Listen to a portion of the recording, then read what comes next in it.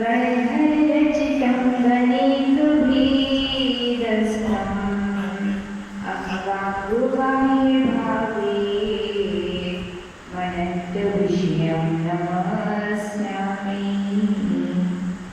नमो वृषभसेनानि गौतमान्ते गणेशिने मूलोत्तरगुणाध्याये सर्वस्मै मुनिये नमः।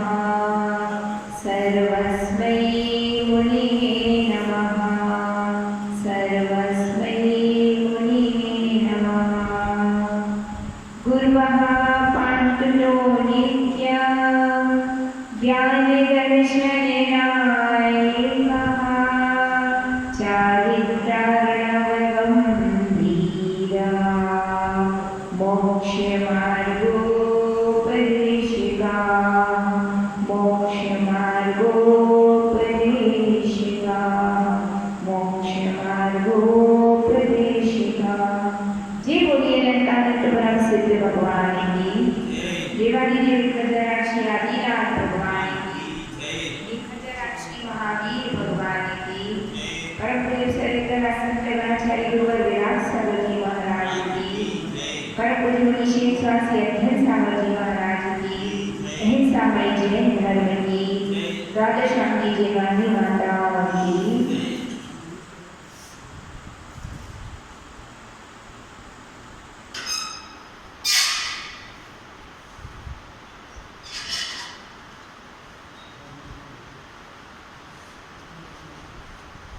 आज हम सभी समोशरण के बारे में कुछ जानने का प्रयास करेंगे कि भगवान का समोशरण कैसा होता है, किस प्रकार का होता है, इसकी रचना कहाँ होती है।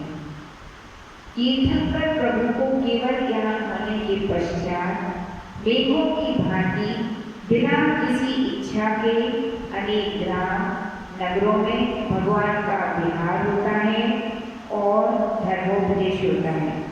भक्त जी उनकी दिव्य देशना का लाभ ले सके, इस उद्देश्य को लेकर स्वधर्म इंद्र की आज्ञा से कुबेर क्या करता है, रत्न और मणियों से निर्मित समोशरण की रचना करता है ना। कौन करता है समोशरण की रचना? कुबेर करता है। किसकी आज्ञा से?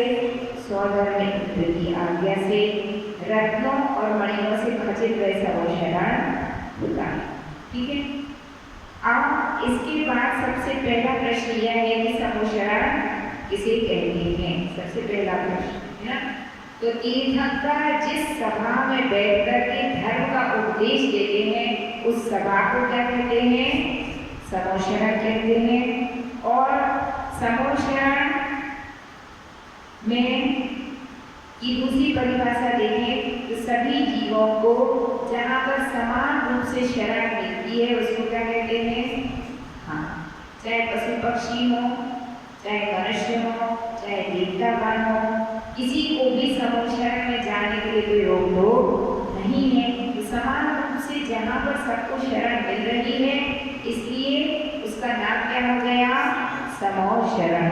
यह उस शब्द की या उस संज्ञा वाक्य की सार्थक उसका अर्थ हो गया। अब इसके बाद समोशरण कहाँ लगता है, क्यों लगता है? जैसे ही तीर्थंकर केवली को केवल ज्ञान होता है। कौन सा ज्ञान? केवल ज्ञान कब होता है, क्यों होता है? कब होता है? जब भगवान शुक्ल ध्यान, कोई दिगंबर नीरज क्या लगाते, शुक्ल ध्यान की अवस्था में, निर्विकल्प ध्यान की अवस्था में पहुंचते हैं, श्रेणी आरोहण करते हैं तो 4 घाटिया कर्मों का क्षय करते हैं। कितने घाटिया कर्मों का? कौन कौन से 4 घाटिया कर्म? हाँ, बोलो सब। 4 घाटिया कर्म। इनके क्षय से कौन सा गुण उत्पन्न होता है मनीष भैया? ज्ञानावरणी कर्म के क्षय से केवल ज्ञान, दर्शनावरणी कर्म के क्षय से पंडित जी केवल दर्शन है ना। दर्शनावरणी कर्म के क्षय से क्या उत्पन्न होता है? मोहिनी कर्म के क्षय से क्या उत्पन्न होता है? कौन सा गुण? अनंत सुख, है ना। मोहिनी कर्म की छह से क्या उत्पन्न होता है? अनंत सुख। और अंतराय कर्म की छह से क्या उत्पन्न होता है? अनंत वीर्य, है ना। तो जो चार गुण है अनंत चतुष्टय कहलाते हैं। अनंत चतुष्टय कौन से हैं? केवल ज्ञान, केवल दर्शन, अनंत सुख, अनंत वीर्य, अथवा अनंत दर्शन, अनंत ज्ञान, अनंत सुख, अनंत वीर्य। इसको क्या कहते हैं? अनंत चतुष्टय। क्या कहते हैं इसको? है ना। और ये कब उत्पन्न होता है? जब चार घातीय कर्म नष्ट होते हैं तो अनंत चतुष्टय उत्पन्न होता है। ठीक है।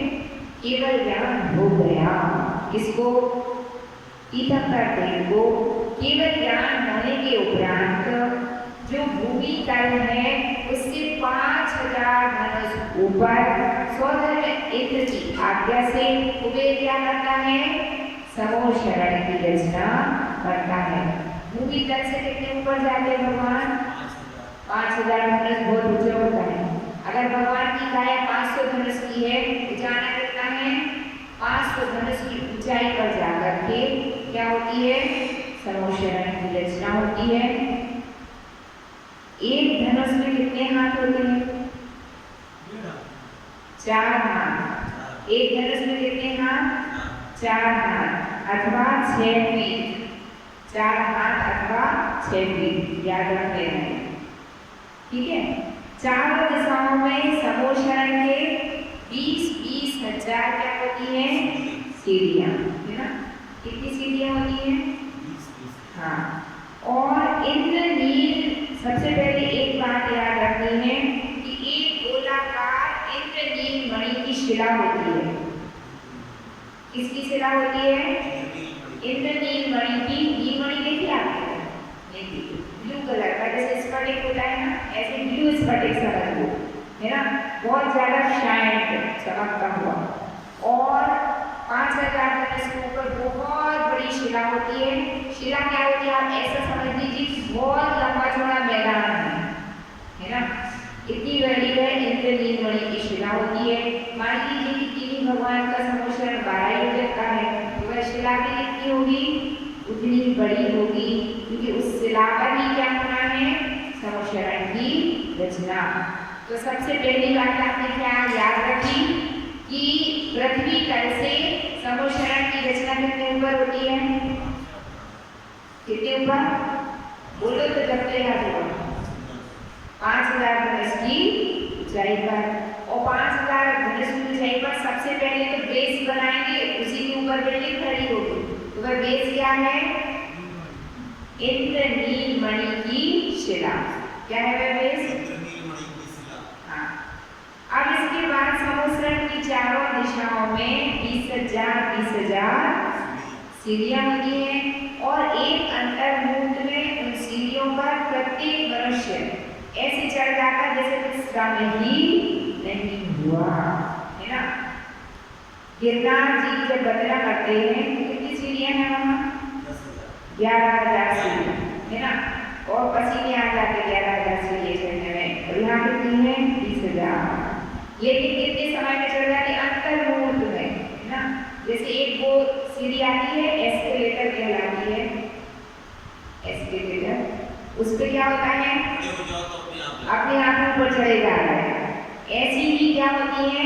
समूह शरण की सीढ़ियां, जिनमें श्रम कुछ भी दिखने में तो सीढ़ियां हैं लेकिन श्रम कुछ भी होता नहीं है। ठीक है।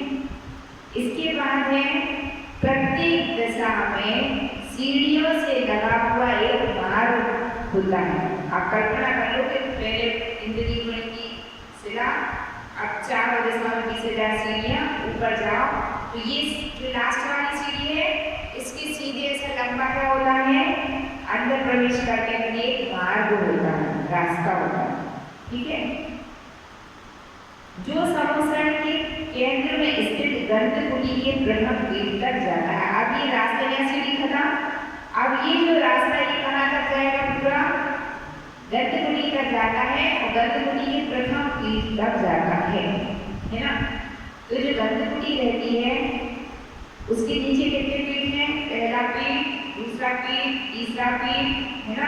जैसे 3 पीठ होते हैं तो जो प्रथम पीठ है वहां तक वो मार्ग जाता है। इसकी बात समझ में आ गई? इसके बाद समोशरण में भूमियां कितनी होती हैं? तो 8 भूमियां होती हैं। कितनी भूमियां होती हैं? उत्सव 8। सबसे पहली है चैत्य प्रसाद भूमि। कौन सी भूमि? चैत्य प्रसाद भूमि। अब इसका नाम ही है चैत्य प्रसाद। मतलब क्या बने रहते हैं? चैत्य यानी प्रसाद यानी महल। बहुत सारे बड़े बड़े भवन बने रहते हैं, है ना। चैत्य प्रसाद। दूसरी है जलघाटिका भूमि। ठीक है, जलघाटिका भूमि में क्या रहता है? बावड़ियां रहती हैं, शुद्ध निर्मल जल से बनी हुई, जिसमें जीव को अपने अनेक भाव दिखाई देते हैं। फिर होती है लतावन भूमि। तीसरी भूमि कौन सी है? उस भूमि में सुंदर सुंदर लताएं होती। लता करते आप बेल, इतनी सुंदर सुंदर फ्लावर्स की लताएं ही लताएं लताएं ही लताएं, पूरे में आपको वो ही वो मिलेगी। आपको ऐसा गार्डन मिल जाए कि जिसमें लताएं और सुंदर सुंदर फ्लावर्स है, तो कैसा लगेगा? बहुत अच्छे स्थान पर आ गए। ऐसी वह क्या होती है? लतावन भूमि। कौन सी भूमि? बोलो तो सही, याद करना है 8 भूमियों के नाम। पहली चैत्य प्रसाद भूमि, दूसरी जलघाटिका भूमि, तीसरी कौन सी? लतावन भूमि। चौथी होती है उपवन भूमि। कौन सी भूमि? अब उपवन नाम से ही पता है उपवन। वहां पर भी सुंदर सुंदर फूलों से युक्त अनेक वृक्ष लगे होते हैं, ना। सुंदर सुंदर गार्डन होते हैं। कहीं अनार का बाग है, कहीं आम का बाग है ना। ऐसे सुंदर सुंदर बहुत सारे वन होते हैं। यदि फलों से लगे हुए अपने को वन ही वन दिखाई दे, सुंदर सुंदर वृक्ष दिखाई दे, तो कैसा लगता? किसी बहुत अच्छे गार्डन में आ गए ना। उपवन से भूमि कहलाएगी उपवन भूमि। इसके बाद 5वें नंबर की होती है ध्वज भूमि। ध्वज भूमि में क्या होता है? छोटी छोटी और बड़ी बड़ी अनेक ध्वजाएं जहाँ पर सुशोभित होती है, स्वर्ग की बनी हुई, ऐसी वह कौन सी भूमि होती है? ध्वज भूमि। ध्वज भूमि के बाद 6वीं होती है कल्प वृक्ष भूमि। कौन सी भूमि? कल्प वृक्ष भूमि में क्या होता है?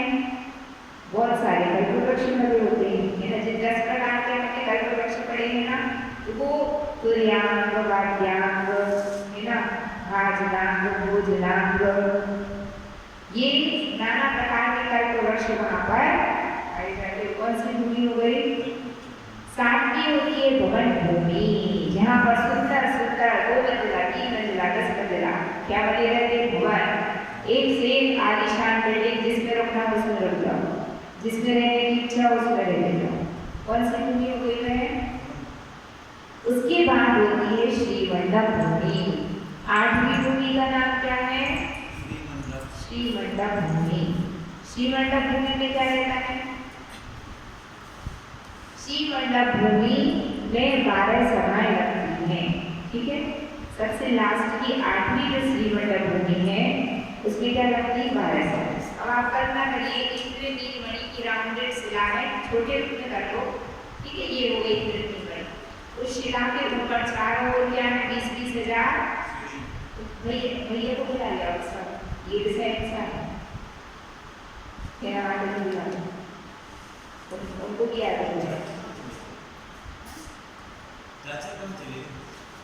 क्या पता, कुछ काम से चले।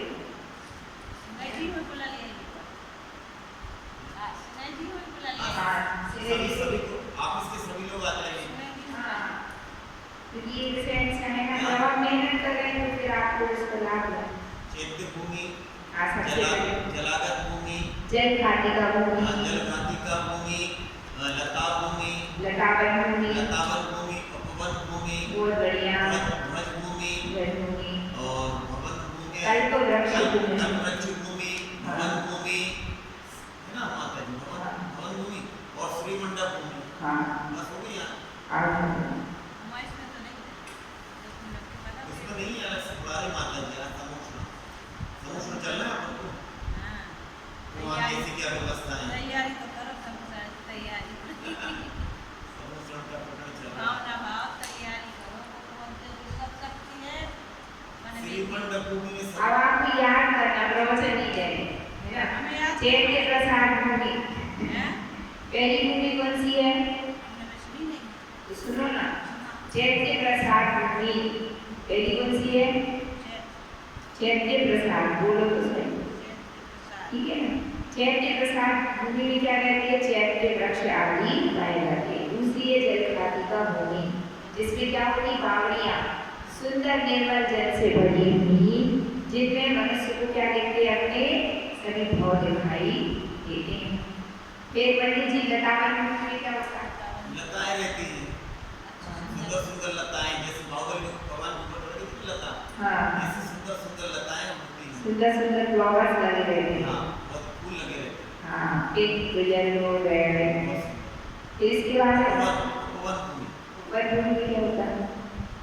उपवन भूमि में उपवन रहता है, हाँ, ऊपर भूमि में वृक्ष लगे रहते हैं, डिफरेंट डिफरेंट टाइप के फ्रूट्स के वृक्ष, फ्लावर्स के वृक्ष। उपवन का अर्थ में क्या निकलेगा मतलब?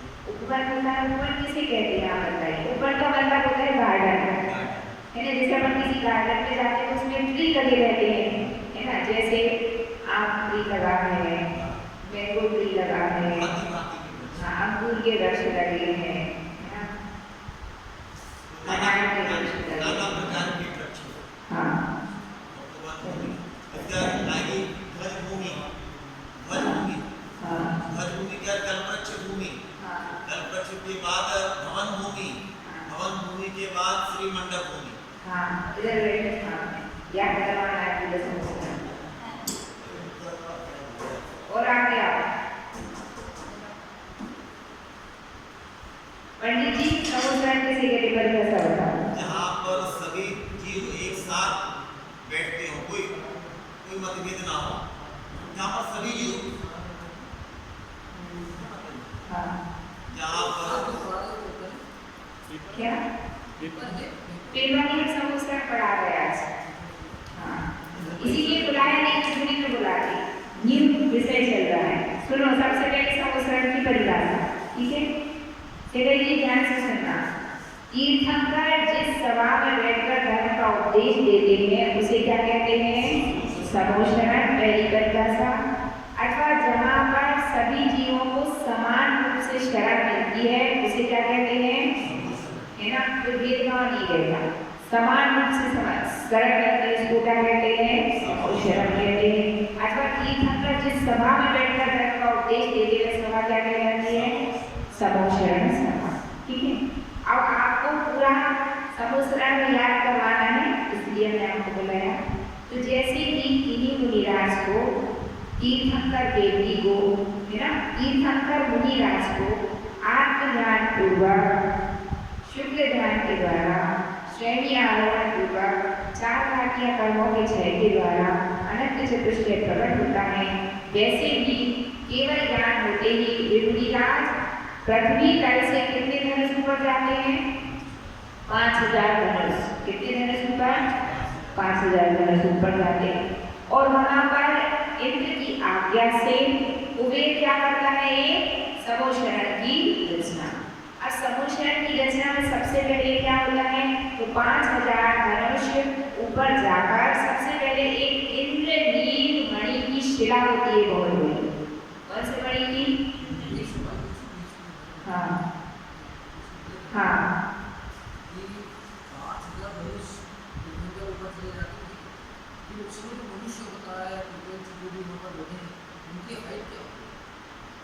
उनकी हाइट कितनी होगी?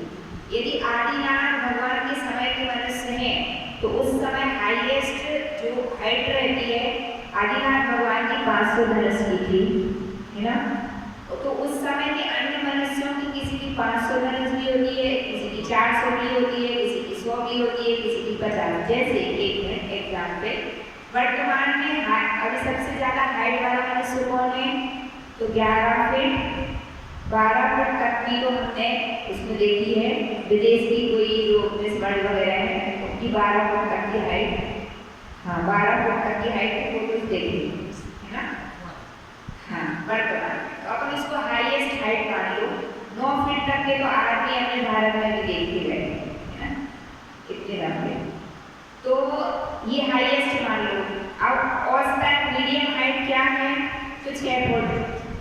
या 5, 5.5, फिर तो 4, साढ़े 4 की सब होगी। तो यहाँ से लेकर के वहाँ तक की सारी हाइट पाई जाए, ठीक है। उसी प्रकार आदिनाथ भगवान के समय में आदिनाथ भगवान 500 धनुष के थे, उनके इक्वल भी थे, उनसे थोड़े कम, थोड़े और कम सारी हाइट के लोग थे। तो अब आप क्या कहना चाहते हैं?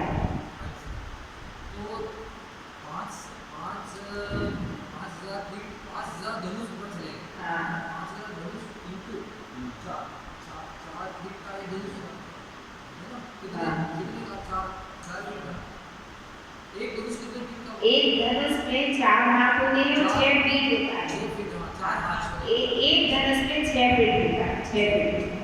तो 5,000 गुनी 6, 30,000 30,000 के ऊपर चले गए।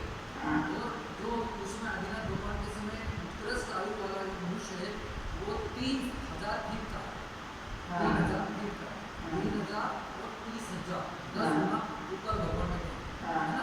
और वो नीचे बैठे, अभी मेरा मस्तक मेरे से आप डबल है तो बेटर पर। तो मेरे को यह कंफ्यूजन आया कि वेरिएशन नहीं आएगा, 10 गुना जो ऊपर बैठेंगे तुमको देखेंगे।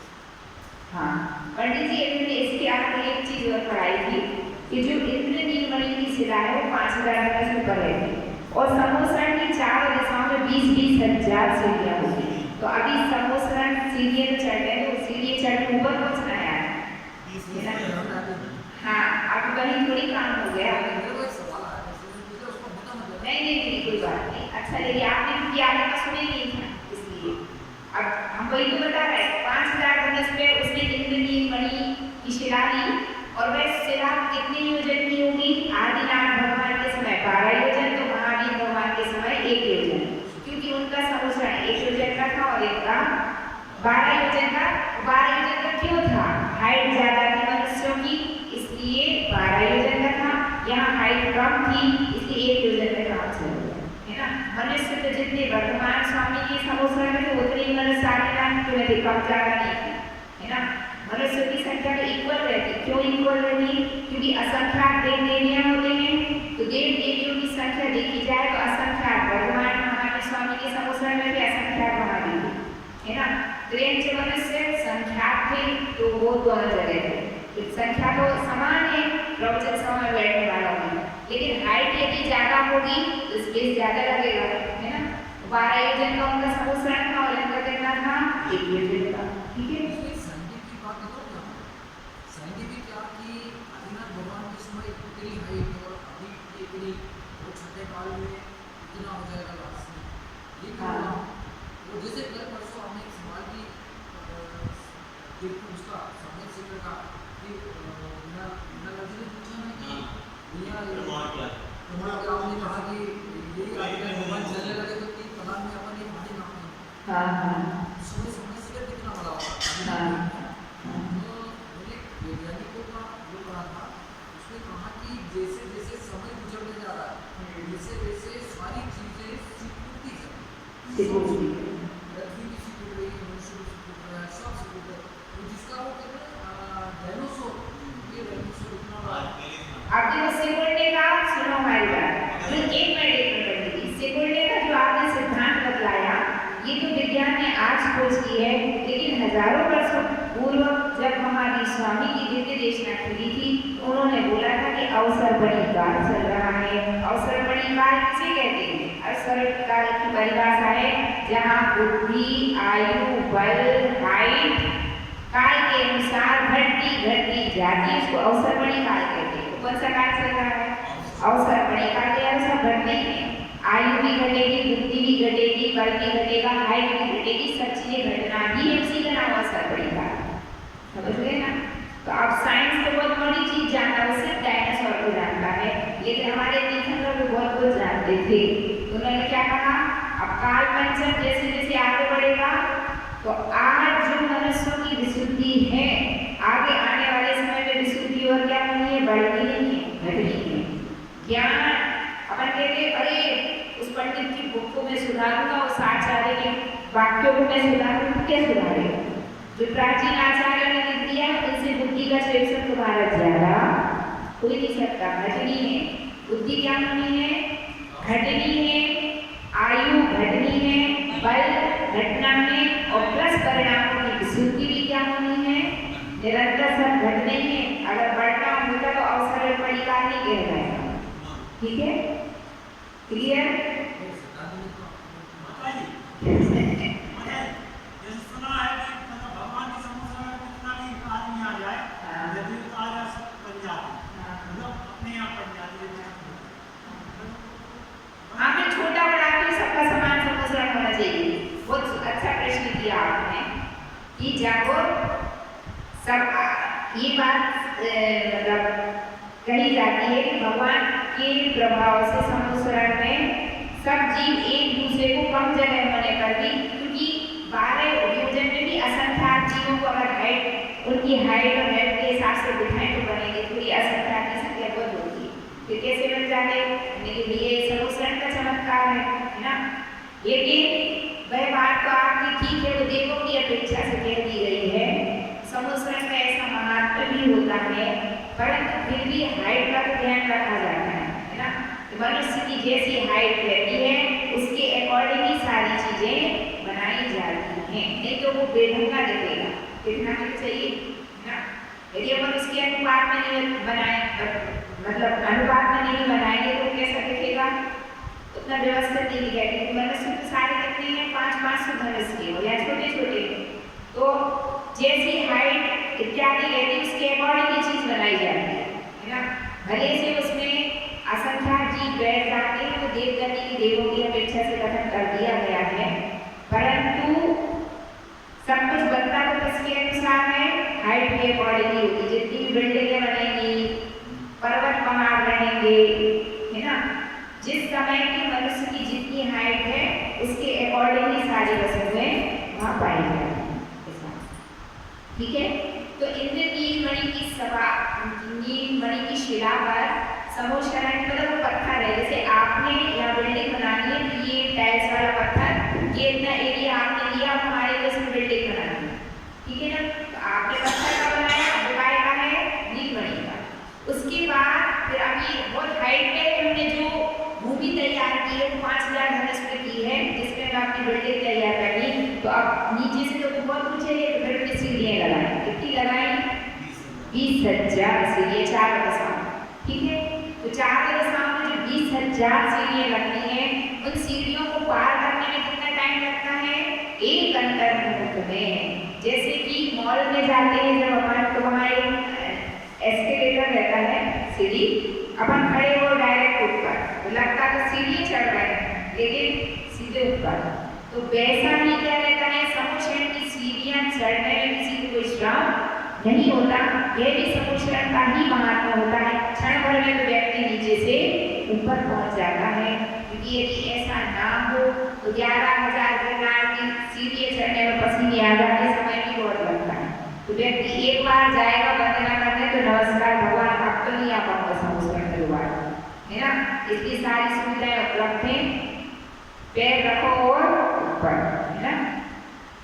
तो 20,000 सीढ़ियाँ 4 दशाओं होती हैं, और जो टॉप वाली सीढ़ी रहती है उससे समुद्र के भगवान जहाँ बैठे हुए हैं वहाँ पर 3 पीठ होते हैं, गंधपुरी जहाँ होती है 3 पीठ होते हैं। तो जो प्रथम पीठ है वहाँ तक मार्ग जाता है, मतलब पहले ये शिला हो गई, यहाँ से ये सीढ़ियाँ हैं, अब ये सीढ़ी चढ़ के मतलब यहाँ तक पहुँच गए।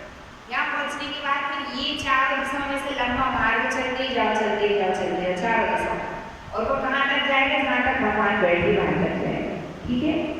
अब इसके बाद जो 4 दिशाएं में 20,000 सीढ़ियाँ हैं, तो जहाँ से मार्ग प्रारंभ होता है वहाँ पर एक मान स्तंभ होता है 4 दिशाओं में। क्या होता है, मान स्तंभ, और उस मान स्तंभ में 4 प्रतिमाएं ऊपर और 4 प्रतिमाएं नीचे होती हैं। जैसे कि अपना ये जो मान स्तंभ बना है ना, ऐसे ही होता है, ऊपर की तरफ 4 प्रतिमाएं, नीचे की तरफ 4 प्रतिमाएं। और वह मान स्तंभ किस लिए होता है, मानियों का मान लगाने के लिए। ऐसा कहा जाता है कि सब भगवान की सभा में, मतलब जो 8 मूर्तियाँ रहती हैं समुद्र में, उनमें से सबसे सबसे आखिरी की आखिरी श्रीमंडप भूमि होती है जिसमें 12 सभाएं लगती हैं। तो भगवान की सभा में वही पहुंचता है जो जीव क्या होता है, सम्यक दृष्टि होता है। ऐसा अनेक जगह उल्लेख मिलता है कि मिथ्या दृष्टि जीव भगवान की सभा में नहीं पहुंचता है। तो जो समोसरण में ऐसा मार्ग लगा हुआ है ना, वो तो एंटर करने के लिए है। अभी चारों दिशाओं में कितनी भूमियां होती है समोसरण में? 8 भूमियां होती हैं। क्रम से वो ये स्फटिक तीसरा है, उस पे एक के बाद ऐसी राउंडेड भूमियां होती हैं। कैसी होती है? राउंडेड। अब सबसे पहली भूमि होती है चैत्य प्रसाद भूमि, जिसमें चैत्य वृक्ष वगैरह पाए जाते हैं। चैत्य वृक्ष किसे कहते हैं? एक वृक्ष जैसा होता है जो होता है पृथ्वीकायक है, उसमें भगवान की प्रतिमाएं होती हैं। पूरा का पूरा चैत्यालय भगवान का बना रहता है। ये क्या कहलाता है? चैत्य वृक्ष। तो ऐसी चैत्य प्रसाद भूमि में क्या पाए जाते हैं? चैत्य वृक्ष। दूसरी भूमि होती है जलवाटिका भूमि। कौन सी भूमि?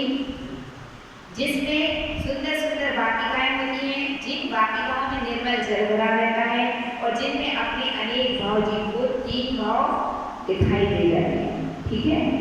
इसके बाद आती है लतावन भूमि। लतावन भूमि में क्या होता है?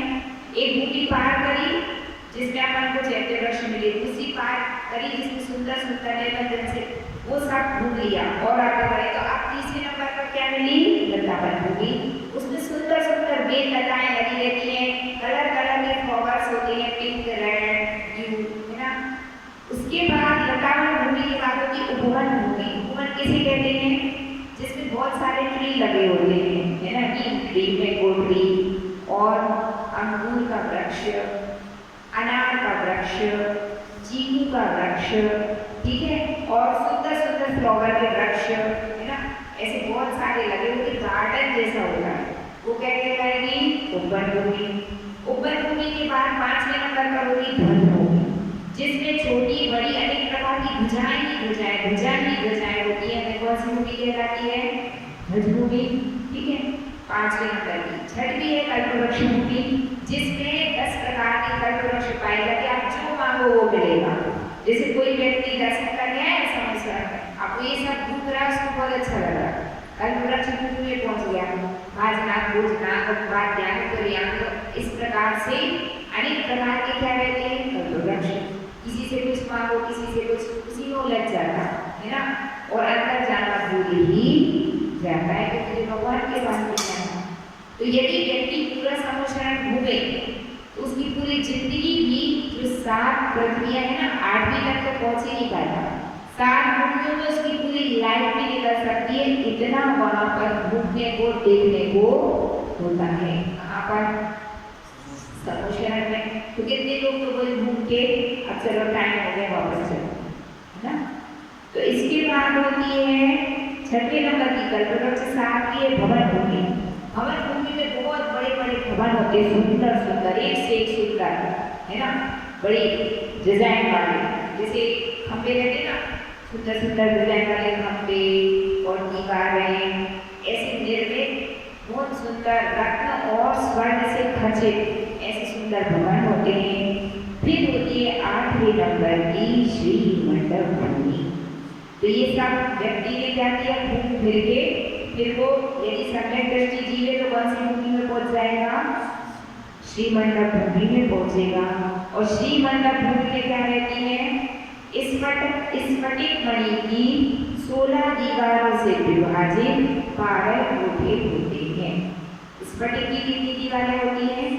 16 दीवारों से विभाजित 12 कोठे होते हैं। जिन 12 कोठों में कौन बैठता है? 4 देव और उनकी 4 देवियां, 8 हो गए, और एक में मुनिराज और एक में आदिकाएं, 10 हो गए, एक में चक्रवर्ती और एक में प्रियंश, 10 और 2 12 हो गए। अब कैसे होते हैं मैं आपको अभी बताएंगे। तो अभी अपन को मोटी चीज याद कर लेनी है। अष्टम भूमि के आगे स्फटिक मणिमय वेदी होती है। अष्टम भूमि में आगे जहाँ पे 12 सभाएं हैं, ठीक है। 12 सभा का मतलब राउंडेड में सारी भूमियां चल रही थी। लास्ट वाली राउंडेड भूमि आई जिसमें पार्टीशन करने के लिए अपन ये स्फटिक दीवारें बनाई, 1 2 3 ऐसी 16 दीवारों से डिवाइडेड कोठे बन गए जिनमें भरपूर आराम से बैठने की आपको जगह है। ठीक है, अब इसके बाद क्या होगा, आगे बढ़े तो मड़ियों से बनी हुई एक वेदी होती है। ठीक है, मड़ियों से बनी हुई क्या रहती है, एक वेदी होती है जिसमें एक के ऊपर एक क्रमशः 3 पीठ होते हैं। वेदी का मतलब होता है एक प्रकार की राउंडेड दीवार। ठीक है, क्योंकि अपन ने पहले तो ऐसे 12 डिवाइडेशन कर दिए और फिर यहाँ पर एक दीवार खड़ी कर दी, है ना, क्योंकि ये जो दीवार खड़ी है इसके ऊपर ये क्या बनेंगे, पहला दूसरा तीसरा पीठ जिसके ऊपर भगवान होंगे। तो ये अभी दीवारें ऐसी थी और अब अपन ने ये दीवार ऐसी बना दी, ये वेदी कहलाती है। अब ये मणिमय वेदी, इसके ऊपर क्या बने रहेंगे, 3 पीठ। प्रथम पीठ का मतलब होता है, पीठ मतलब जैसे कि अपन पांडुशिला रहती है उसमें एक, फिर उससे छोटा दूसरा, फिर तीसरा, है ना, एक जैसे 3 राउंड। अपन अपनी भाषा में कटनी कहते हैं कि वो कटनी दूसरी चीज को कहा जाता है, पर अभी यहाँ अपन उसको क्या बोलो, पीठ, है ना। तो एक राउंडेड पीठ, दूसरा पीठ और तीसरा पीठ। तो जो प्रथम पीठ रहता है उस प्रथम पीठ की चारों दिशाओं में 4 यक्ष खड़े होते हैं। और खड़े होते हैं यक्ष, यक्ष सामान्य यक्ष किसे कहते हैं, व्यंतर जाति के जो देव रहते हैं उनके 8 भेद हैं, है ना, किन्नर, किंपुरुष, महोरा, गंधर्व, यक्ष, राक्षस, भूत और पिशाच, है ना।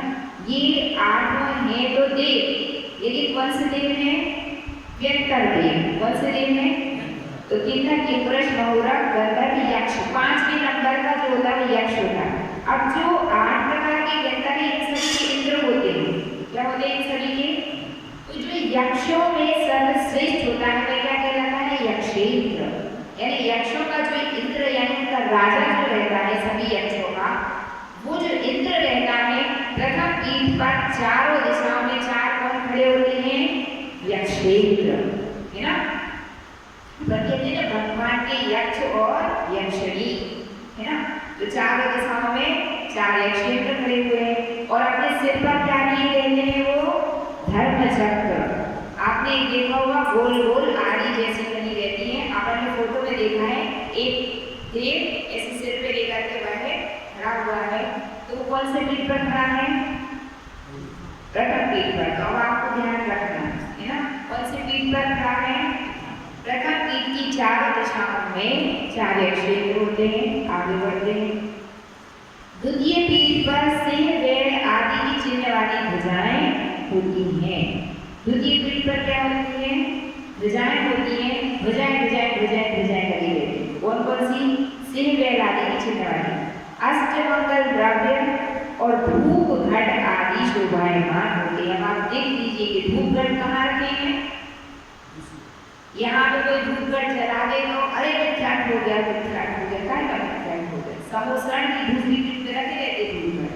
कहाँ पंडित जी, हाँ द्वितीय पीठ पर क्या रखे हैं, अष्टमंगल द्रव्य रखी है। अपन ने पढ़ी थी अष्टमंगल द्रव्य कौन कौन सी होती है, दर्पण, झाड़ी, कलश, ध्वज, पंखा, सिंहासन, चमर, छत्र। ऐसी अष्टमंगल द्रव्य कहाँ रखी रहती है, दूसरे पीठ पर। तो ध्वज होती है, अष्टमंगल द्रव्य होती है और धूप घट रखे रहते हैं। ठीक है ना। तीसरा पीठ जो रहता है उस पर अनेक ध्वजाओं से युक्त गंध गुड़ी होती है। अब तीसरे वाले पीठ पर क्या होता है, अनेक ध्वजाएं रहती है राउंडेड में और ध्वजाओं के साथ साथ क्या रहता है, गंध गुड़ी होती है। अब गंध गुड़ी किसे कहते हैं, ये क्वेश्चन है। तो गंध गुड़ी पहले अपने को भी जानकारी नहीं थी, तिल्लोक प्रणति ग्रंथ से पता चला।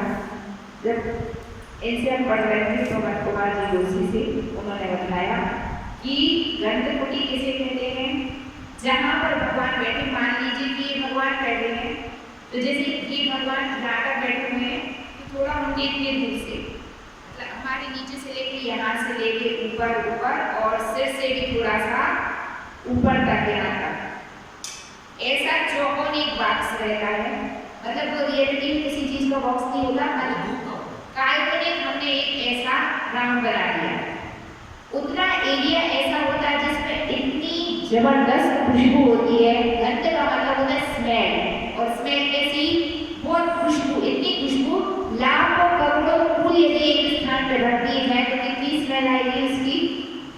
चंपा, चमेली, मोगरा, है ना, अच्छी अच्छी स्मेल आती है ना, इतनी जबरदस्त उसकी खुशबू रहती है। तो इतना जो एरिया रहता भगवान के चारों ओर, तो वो अन्य आकार का नहीं होता। जैसा अपन कांच का एक चौकोन डिब्बा बनाते हैं वैसा चौकोन ही रहता है, और वो भगवान के ऊपर जैसे हमने रख दिया, तो जितने स्थान में भगवान बैठे हुए हैं वो बहुत ज्यादा कैसा रहता है, गुड स्मेल से, अच्छी वाली स्मेल से भरा हुआ रहता है। उसी का नाम क्या है, गंधकुटी। और वह गंधकुटी कहाँ पाई जाती है, प्रथम पीठ पर। क्यों पाई जाती है प्रथम पीठ पर, वो बताए, प्रथम पीठ पर पाई जाती है। वही तो भगवान बैठते हैं ना। हाँ, इसलिए वो फिर गंध नहीं है ऐसा नहीं। एक क्यों समझना लगेगा कि गंध की गंधकुटी कैसे होती है, तो गंधकुटी किसे कहते हैं, भाई तो बतला रहा है, भाई तो बतला रहा है।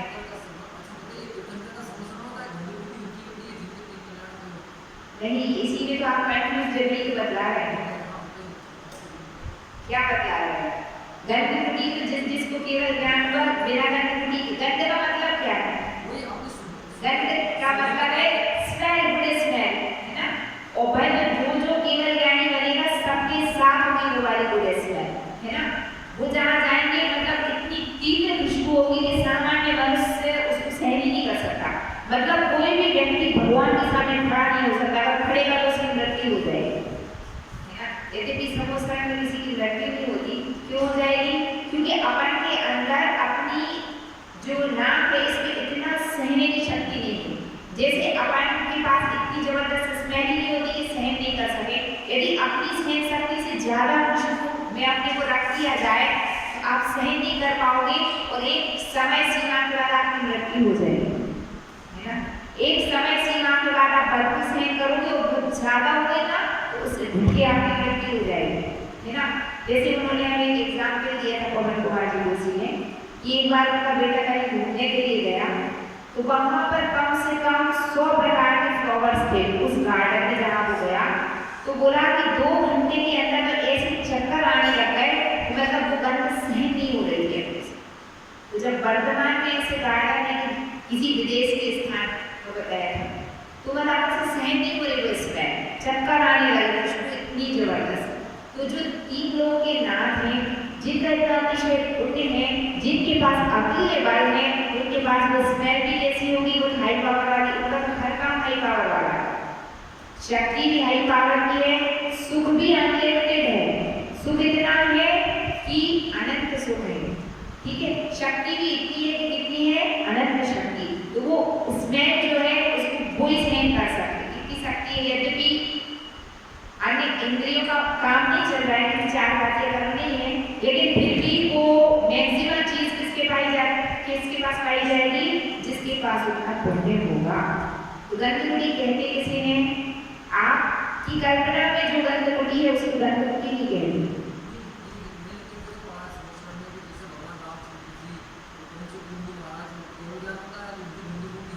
हाँ, ये आपकी और हमारी नॉलेज में है, जो सामान्य मनुष्य है, यद्यपि प्रथमायोग के शास्त्र में जो लिखा रहेगा अपन को वही समझ में आएगा, पर ओरिजिनलिटी ये नहीं है। ओरिजिनलिटी तो यह है कि जो जितना पुण्यात्मा होगा उसकी सभा उतनी बड़ी है, और जिसका पुण्य तीर्थंकर से सामान्य व्यक्ति का पुण्य कम है, इसलिए इनकी भी सभा लगती है और इनकी भी सभा, इनकी थोड़ी छोटी रहती है, इनकी बड़ी रहती है, इतना फर्क। अब एक आपको उदाहरण दे रहे हैं, आचार्य विद्यासागर जी जैसे बड़े आचार्य का संग आ जाए, आचार्य विराट सागर जी जैसे लोगों का संग आ जाए, आचार्य विशुद्ध सागर जी का संग आ जाए, जिसमें मुनि भी हैं, आरिकाएं भी हैं, सुनना सब पूरी सभा बैठी, उनका खुद के संग बैठे, मुनि बैठी, आरिका बैठी, छुल्ला छुल्लिका बैठी, सब बैठे, और फिर बड़ी कितनी बैठी, बहुत बड़ी बैठी। तो आप क्या व्यवस्था बनाओगे इसके लिए, बताओ आप क्या व्यवस्था बनाओगे? अलग अलग बनाए। एक बहुत बड़ा आपको मैदान लेना पड़ेगा, प्रोसेस यहाँ नहीं होंगे वाले, है ना। उस मैदान में भी अब ज़्यादा हाई फाई महाराज है तो उनका जो डेकोरेशन होगा, जो पर्दे लगेंगे, जो हॉल सजेगा, कोटेशन दिखाए जाएंगे, वो मतलब एक इतना अद्भुत होगा कि हम आधे तो आदमी वही देखते रह जाएंगे। होगा ना वैसा?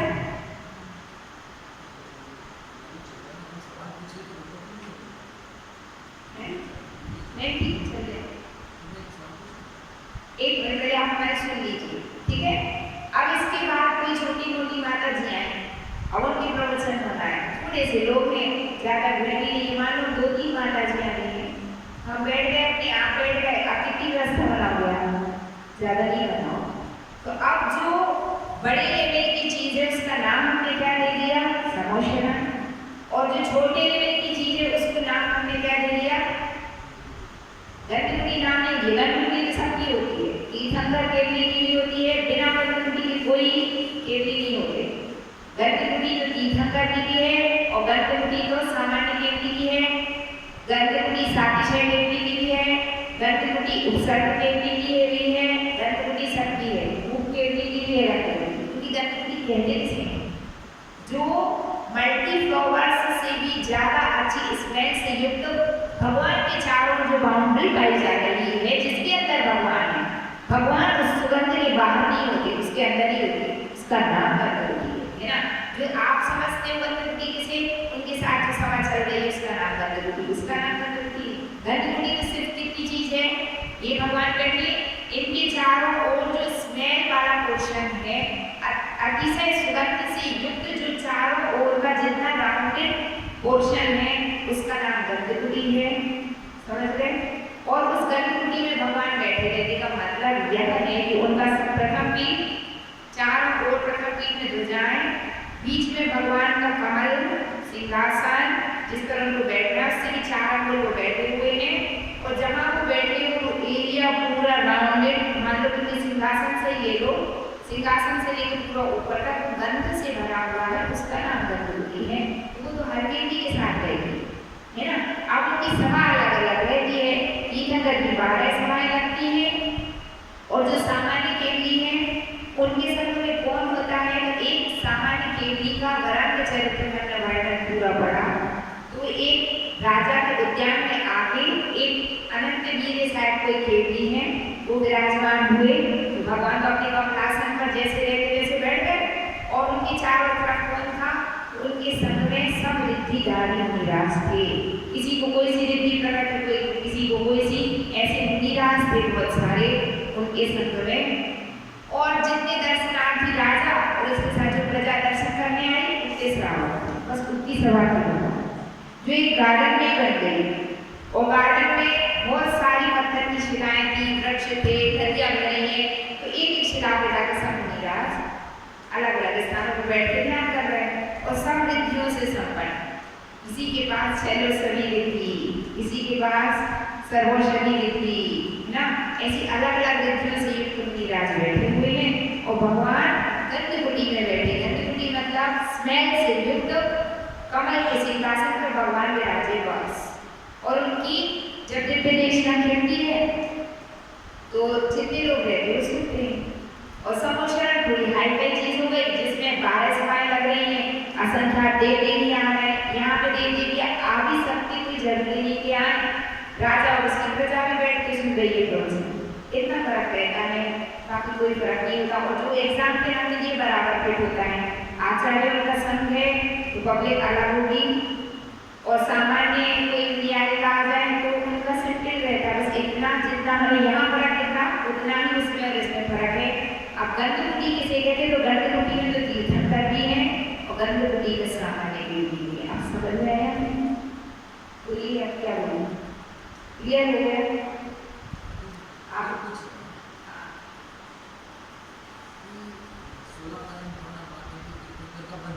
हाँ हाँ हाँ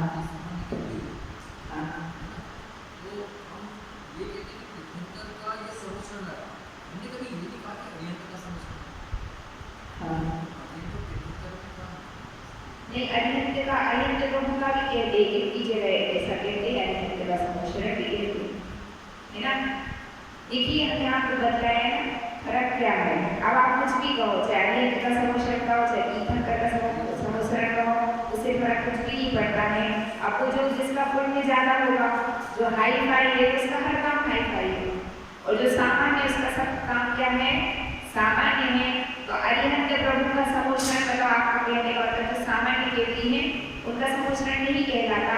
समोषण इसलिए नहीं कहलाता क्योंकि उसमें समान रूप से सबको शरण नहीं मिल रही। समोषण की परिभाषा है ना, उसका मतलब क्या है, मातृंजलि है, चार सब प्रकार के देवी देवता भी हैं।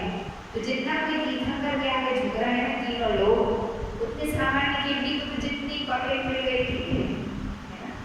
ये फर्क रहता है, पुण्य का फर्क है ना। तीर्थंकर का पुण्य अतिशय होता है। तीनों लोग जिस समय तीर्थंकर का जन्म होता है, तीनों लोगों में शोक उत्पन्न हो जाता है ना। तीनों लोगों में भक्ति बढ़ जाती है जिस समय उनका जन्म होता है ना। तो आप उसका पुण्य तो देखो, उस चीज का कितना सातिशय पुण्य है।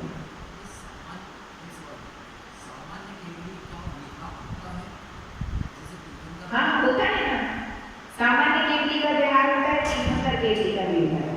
और सामान्य केवली भी जैसे तीर्थंकर बिना इच्छा के व्यवहार करते, वैसे उनका भी होता है, क्योंकि चार घाटियां उनके पास भी नहीं, अनंत दृष्टि से युक्त वो भी भव्य जीवों के पुण्य से उनका व्यवहार होगा। भगवान का विहार धर्मोपदेश किस प्रकार होता है, भव्य जीवों के पुण्य से होता है। उसी प्रकार सामान्य केवली का भी विहार, उनकी निर्देशना भव्य जीवों के पुण्य से होती है ना। तो उनका भी जैसे कि बरांग जिस नगर में रहता था, उस नगर में किसी अनंत वीर केवली का समोषण आके उनके उद्यान में राजा के ठहरा। तो इसका मतलब बिहार होता है, जगह तो नहीं है, बिहार को करना पड़ता। आप इससे ये सिद्ध होता है कि केवली बनने के बाद भी बिहार करने से फुर्सत नहीं, और ये समझ लो। तो सामान्य को तो बिहार करनी पड़ेगा, नहीं आएगा है ना, बिहार तो करना ही पड़ता है। एक जगह पे अगर चाहने तो इतने पुण्यात्मा है कि बिहार करो, है ना। भगवान महावीर सबका समोषण इस नगर में आया, उस नगर में आया, उस नगर में आया, सर्वत्र भ्रमण करके धर्म का प्रचार और प्रसार करते हैं। हाँ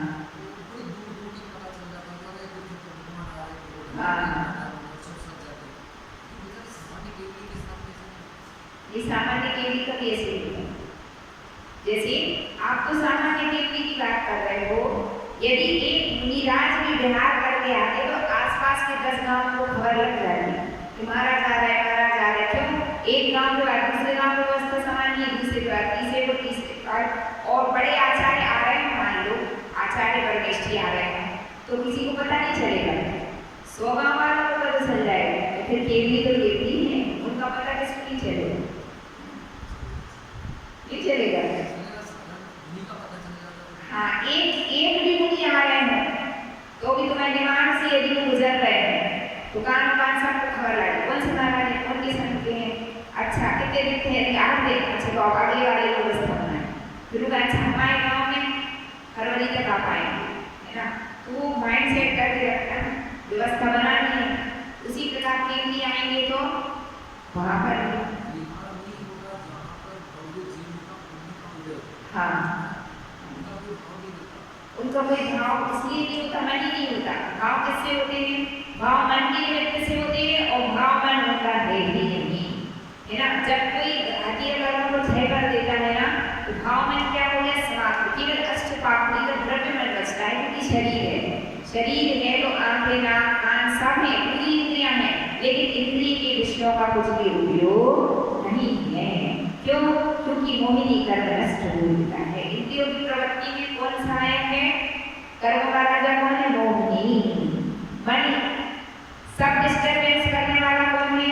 इंद्रियां और मन। आंखों ने देखा और मन ने सोचना चालू कर दिया, है ना। अच्छा इसने ऐसा करा, ऐसा करा, मेरे साथ देखी इसको, है ना। तो पहले आंखों ने तो देखा और मन ने सोचना चालू किया, ठीक है ना। तो डिस्टर्बेंस करने वाले कौन है? इंद्रियां और मन है। तो भगवान के पास ना इंद्रियां है ना मन है, इसलिए राग द्वेष का अभाव हो गया, वो वीतरागी बन गए हैं। जो वीतरागी हो गया तो इच्छा पूर्वक व्यवहार कैसे करेगा, उसका व्यवहार कैसा अनिच्छा पूर्वक भव्य जीव को पुण्य से ही होता है। हाँ हाँ, करते इसको बंद कर